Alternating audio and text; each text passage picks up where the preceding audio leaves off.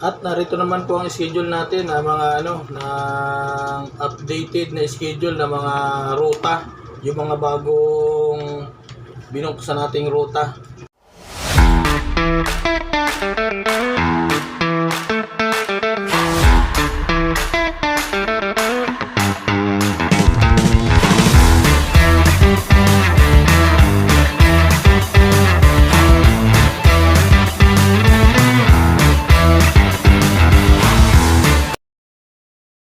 Magandang hapon sa inyong lahat.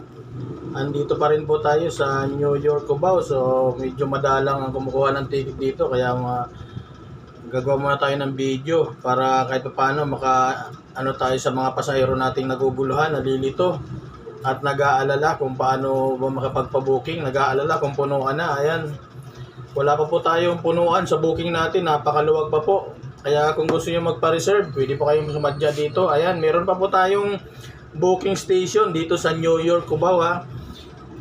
Pwede pa rin po kayo kumuha ng ticket dito. Pumunta lamang po kayo dito at andito po ang inyong lingkod. Ayan, mula po alas 2 ng madaling araw hanggang alas 10 ng gabi, pwede po kayong kumuha ng ticket dito.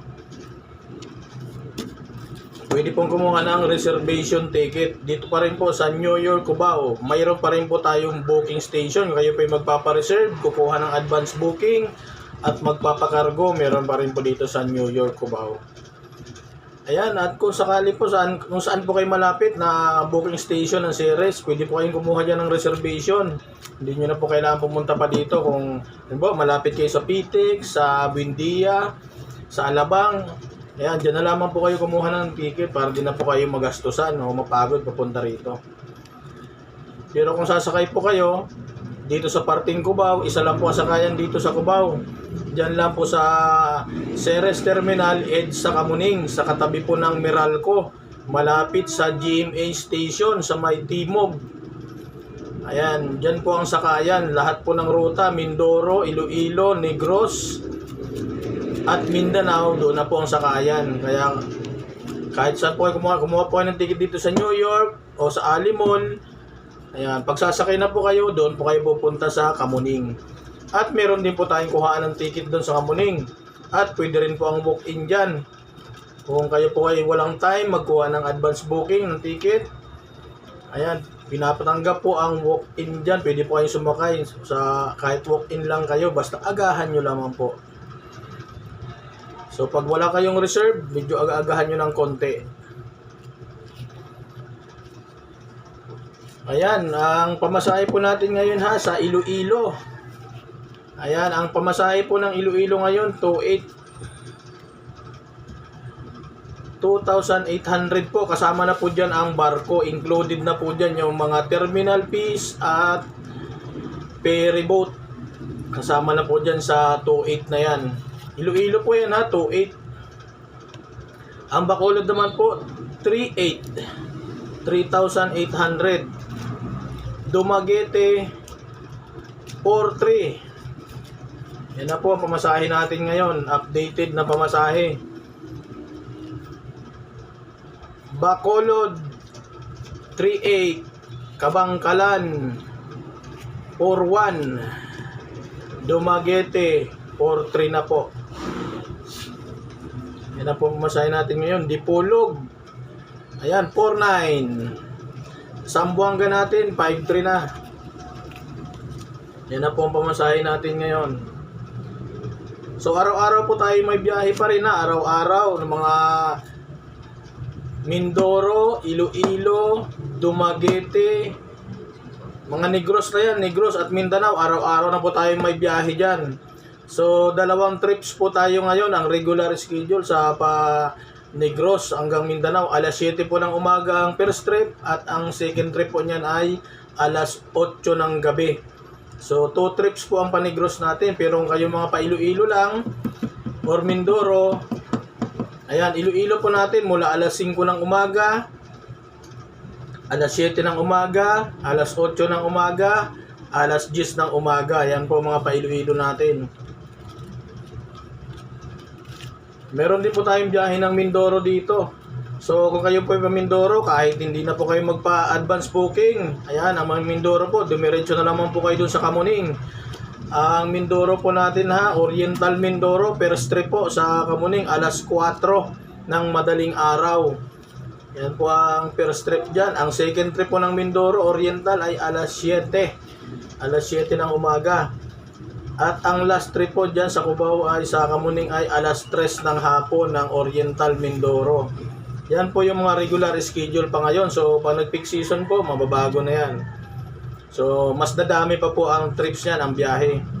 Yung pa San Jose naman po, pa Occidental Mindoro. So sa ngayon po, isang trips pa lang tayo per day. Tuwing alas 10 po ng umaga. Yan po, wala na pong kasunod dyan dito sa Cubao. So ang binablog mo ito, sa ano lang po ito, dito po ito sa Cubao. Ayan, kung meron po kayong mga katanungan, i-comment nyo lamang po dyan. At kapag hindi po tayo busy, yan, sinasagot naman po natin yan para makapagbigay tayo ng tulong, info sa mga pasahirong naguguluhan. At yan po iwasan po ninyo makipag-transact sa mga hindi otorisado. Marami pong nai-scam dito at marami naman pong mangi-scam kasi mag-peak season na naman. So, wag po kayong basta-basta magtitiwala, lalo na kung pagdating sa may money involved na po. So, makipag-anuhan po kayo sa mga legit lang na broker. At hanggat maaari, kung kaya nyo namang kumuha ng ticket dito sa Cubao, dito kayo kumuha ng ticket. Pwede rin naman sa mga legit broker natin. Meron naman po tayong mga legit broker. Basta iwasan nyo lang makipag-transact yung mga online sa cellphone. Mga nagpa-PM dyan. Tapos, ipapa-GCash ang bayad. Naku po, mag-ingat po kayo dyan. Manigurado po kayo. Marami pong nangyayari nyan. Nagabayad sa GCash dito. Pagdating, naku, wala naman. Pagdating dito, wala silang ticket. Yung kausap nila sa cellphone, wala na. Hindi naman nagpapakita. So, marami na pong nangyaring ganyan dito. Kaya po, maniguro po tayo. Huwag po tayong basta magbibigay ng pera. Kasi marami po talaga mapagsamantalang tao. So, ayan po, inuulit ko po. Dito po sa Cubao, pwede po kayong kumuha ng reservation, ng ticket doon sa may Alimol. Sa Busport Alimol, Araneta. Meron po tayong ticketing dyan sa Busport. May kuhaan po dyan ng ticket. Kung malapit-lapit kayo doon, pwede po kayong kumuha ng ticket doon. Hanapin nyo lamang po ang dispatcher. At dito po sa New York, Cubao, pwede pa rin po kayong kumuha ng ticket dito. Meron tayo ditong booking pa rin. At cargo dito sa New York. Yun nga lang po, wala na po tayong sakayan dito. Di na po kami dito nagpapasakay ng mga pasahero. Kaya kung kayo po ay sasakay na lang, doon na po kayo dumiretso sa Kamuning para hindi na po kayo magastusan. Pagdating dito sa New York, sasakay pa kayo uli ng tricycle papunta doon sa Kamuning. So another 100 pesos na naman yan. Kaya para makatipid-tipid kayo, kung meron na kayong mga ticket, doon na po kayo dumiretso sa Kamuning.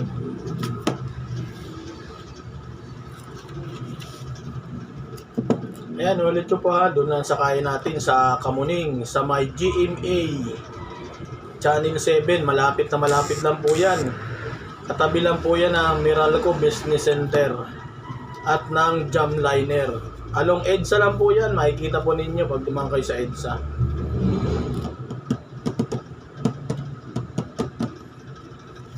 So ayan na, araw-araw pa rin po ang biyahe natin dyan ha. Iloilo, everyday po ang biyahe mula alas 5 ng umaga. First trip po natin yan ang pa Iloilo. Yung Pamindanao natin, alas 7 ng umaga at alas 8 ng gabi. Kasabay na po niya ng Negros. So ayan guys, maraming salamat sa inyo. Sana may nabigyan po tayo dyan ng info. Ayan, kung meron mo po akong mga katanungan dyan, i-PM nyo lang.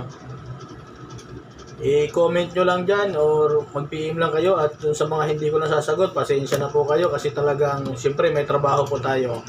Hindi po natin pwedeng unahin yung pagsisilpon habang nagtatrabaho tayo.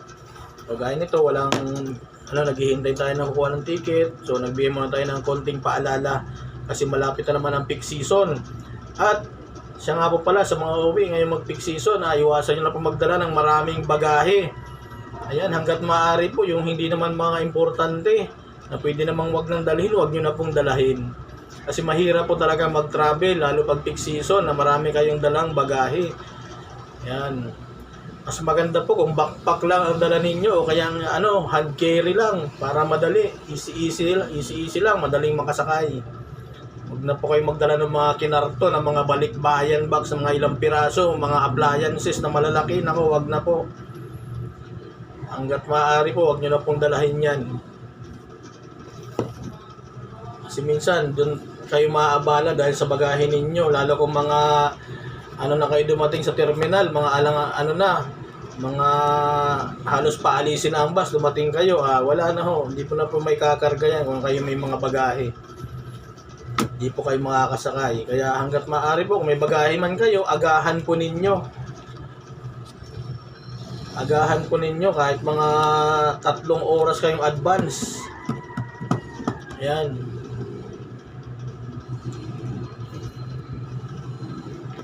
Ayan po, maraming salamat. Paki-follow mo naman ang aking dyan, mag-like at mag-comment na lang. Maraming salamat po.